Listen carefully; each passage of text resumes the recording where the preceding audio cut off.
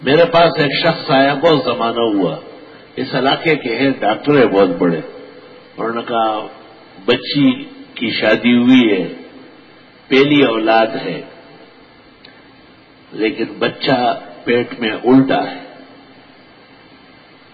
اور بڑا major operation بتاتے ہیں،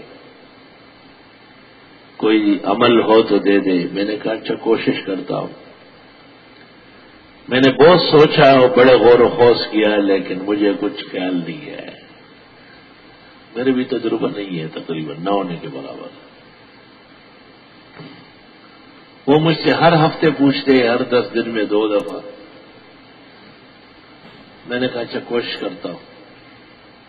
آخر میں مجھے کہا کہ آپریشن ہو گیا، مرا ہوا بچہ پیدا ہوا، بہت تکلیف دی ہے۔ وہ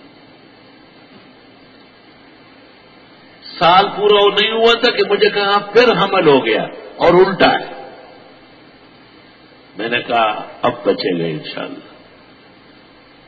کہنے لگے کیسے؟ میں نے کہا اب ایک آیت پر نظر جم گئی تفسیر پڑھاتے ہوئے، افمن یمشی مکبا علی وجہہ اہدی امن یمشی سویا علی صراط مستقیم، سورہ ملک کی آیت میں نے لکھی دی، بچہ سیدھا ہو گیا۔ کتنا فکر رہا آپ دیکھیں، 1.5 سال تک سوچتا رہا۔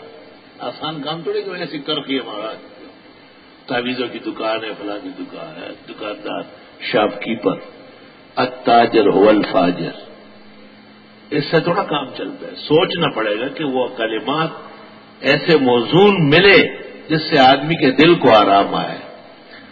وہ کہتے ہیں آپ نے اس انداز سے مجھے مسجد کے صحن میں کہا کہ انشاءاللہ اب کہ بچہ سیدھا ہوگا، پیدا ہوگا اور زندہ رہے گا۔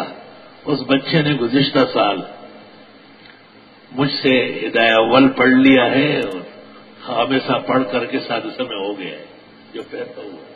افمن یمشی مکبا علی وجہہ اہدی امن یمشی سویا علی صراط مستقیم۔